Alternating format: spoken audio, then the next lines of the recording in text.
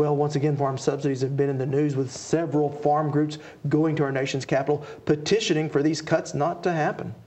Well, it's an interesting irony on several levels. For one, agricultural folks are such a small percentage of the population that they're an easy target.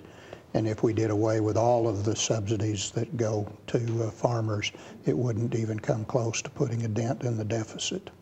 Now, there are several nuances when we talk about farm subsidies. Will you run through really what is the issue?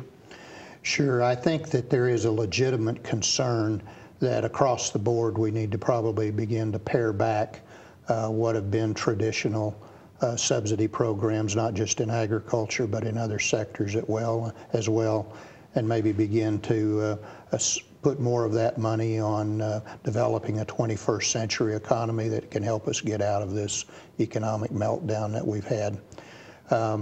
It's interesting from the standpoint, if you take, for example, the cap that the president wants to put on direct support to agriculture, that he's talking about gross income.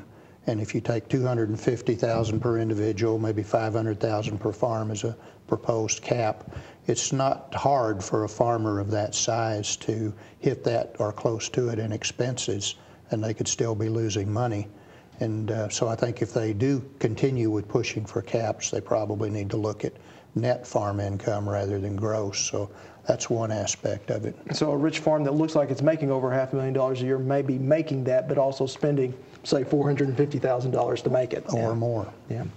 How different is the White House proposal than the proposals that were led by the Republican-led Congress back in the 1990s in that Freedom to Farm Act? Sure. 1996, it looked like folks were willing to embrace the market, let the market replace government in supporting farmers. And, you know, we were in an upswing at that time, and it looked like it might be an opportunity to have that debate.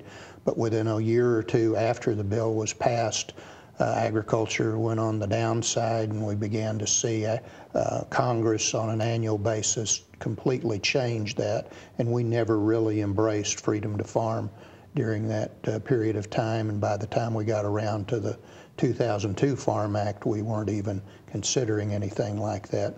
So here we are again last year with a 2008 Farm Bill, and doing real well. Prices were very high. Farmers were finally looking like they were going to make some money.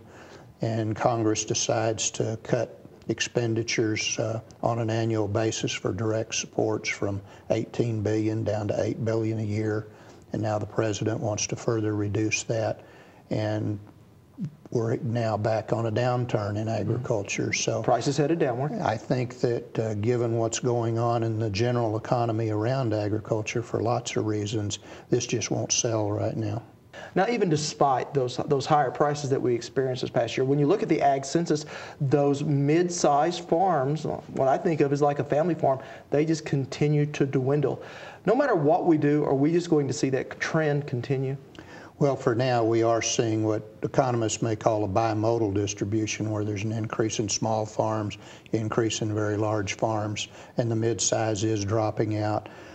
We have not seen that trend change over the last several census of ag data points, and those occur every 5 years. So I think that's probably a trend that's here to stay unless something really significant changes.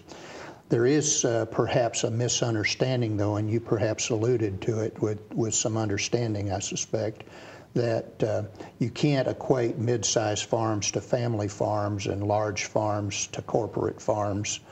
Mid-sized farms may be more likely to be family farms, but many family farms have adapted and adjusted by becoming larger, becoming more efficient, and so many of those larger operations are family operations as well. And again, and we may call it a corporate farm. It may be incorporated, it may be a partnership, but it's still a family that's running it. That's a business reason they've used to be more flexible in a changing economy.